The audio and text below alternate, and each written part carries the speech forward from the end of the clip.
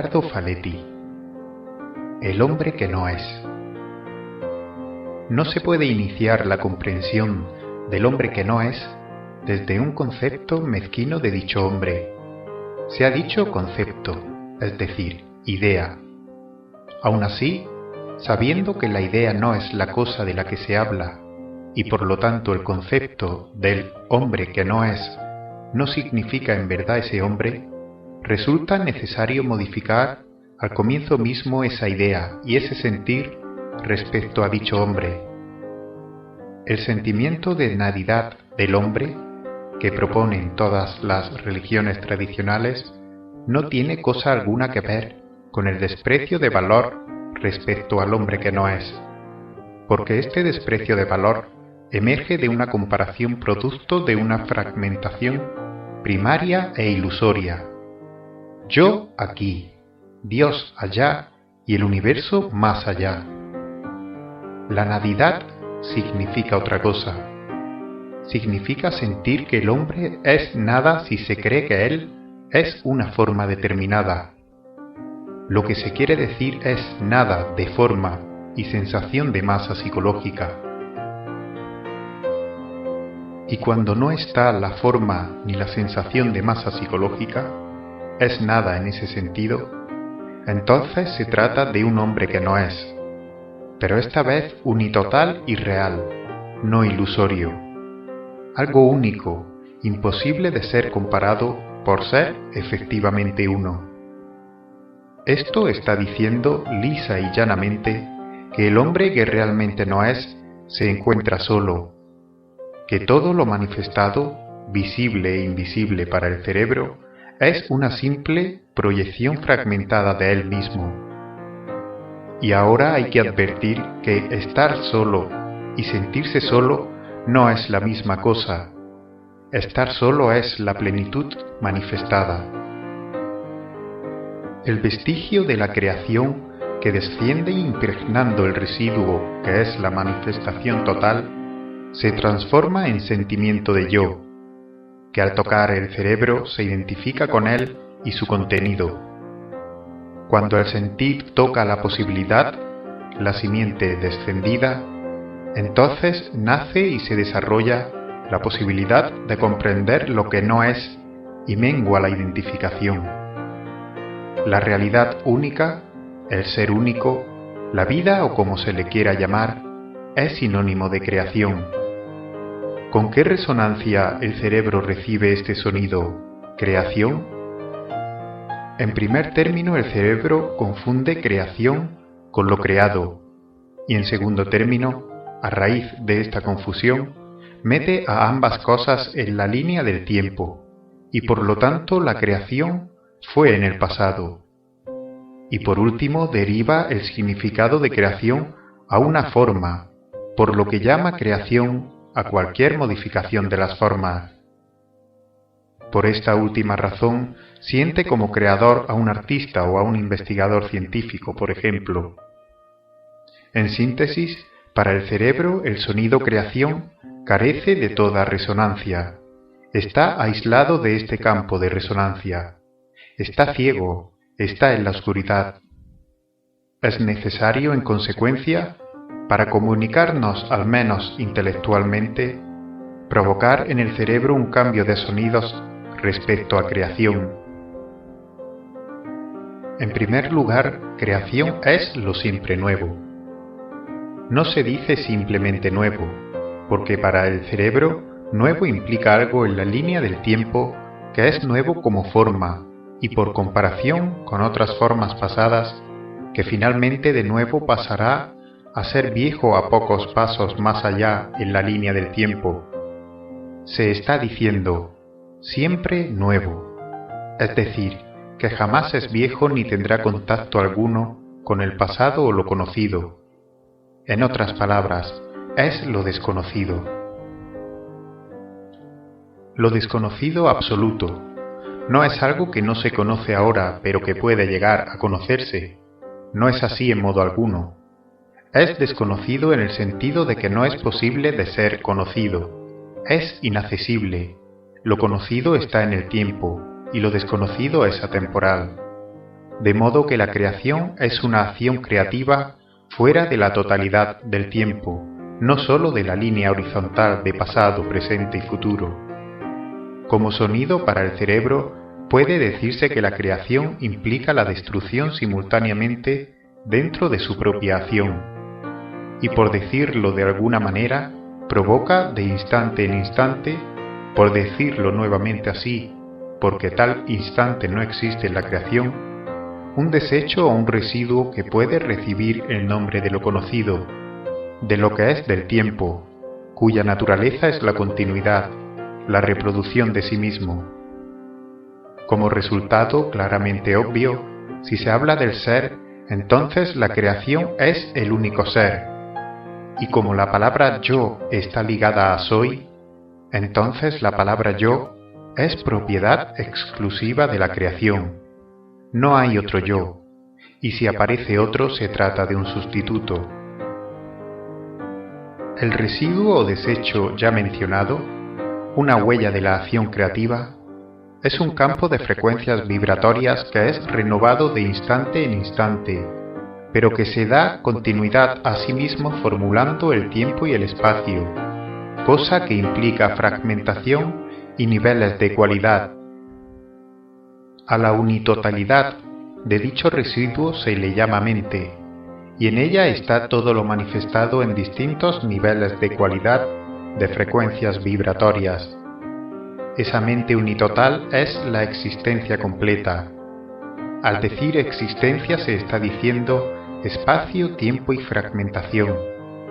La existencia no es la vida porque ésta es sinónimo de creación, y por lo tanto se trata de algo absolutamente inmanifiesto y atemporal.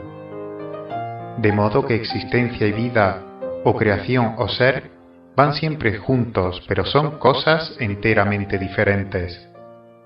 Uno de esos niveles de frecuencias vibratorias de la mente es el cerebro, y se encuentra ubicado en la parte más baja, más alejada de la unitotalidad. El cerebro, como proyección que es de la mente unitotal, tiene a su vez dentro de sí diferentes grados de niveles de frecuencias vibratorias. El cerebro es una máquina de crear un tiempo lineal, y dentro de él el mundo de formas en que le toca existir de acuerdo con el nivel que ocupa dentro de la mente unitotal. Así es como lo que el cerebro ve como formas y sensación de masa es una parte de los niveles de frecuencias vibratorias que conforman la mente, una parte que está asociada con él y que conforma su mundo. En ese mundo se encuentra el universo del hombre que no es. De esto se deduce que lo que el cerebro no ve del resto de la mente que lo contiene es en relación a él algo infinito. Se trata de un término infinito relativo. Por supuesto que no lo es en términos absolutos, es en relación al cerebro. En la mente todo es relativo y nada es absoluto. Lo único absoluto en la mente es la relatividad. Existe por lo tanto en la mente una inteligencia relativa. Siendo la mente una unitotalidad orgánica de diferentes niveles de cualidad, de frecuencias vibratorias, sucede que aquellos niveles que se encuentren muy alejados de dicha unitotalidad son menos inteligentes que aquellos otros que se encuentran más cerca de la misma. La mente misma es el pensar. No es un ente que genera el pensamiento, es directamente pensar. El pensar es la mente misma, y ese pensar no es producto de un tiempo ni proceso lineal alguno. El nivel del cerebro transforma el pensar en un pensamiento, es decir, en un proceso que requiere tiempo y espacio lineal. La mente unitotal es tiempo.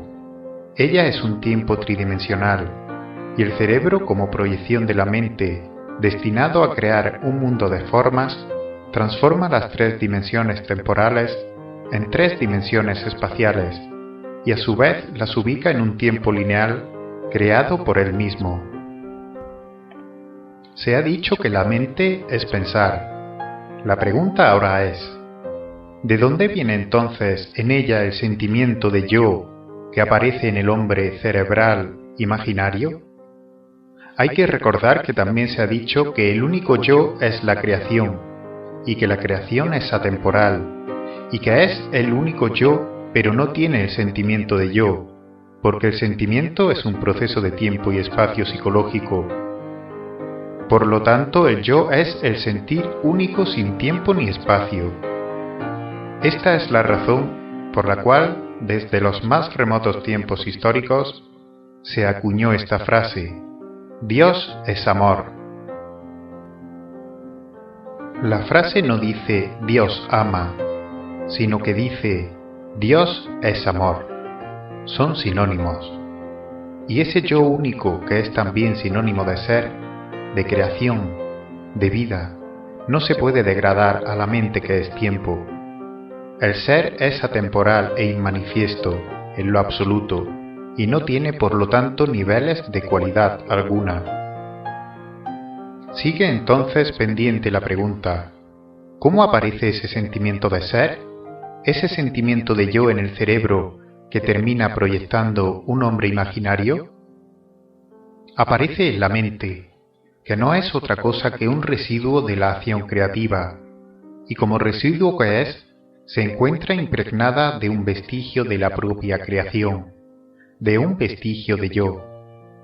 La creación es causa de sí, y por lo tanto en la acción misma expele y absorbe su propio vestigio.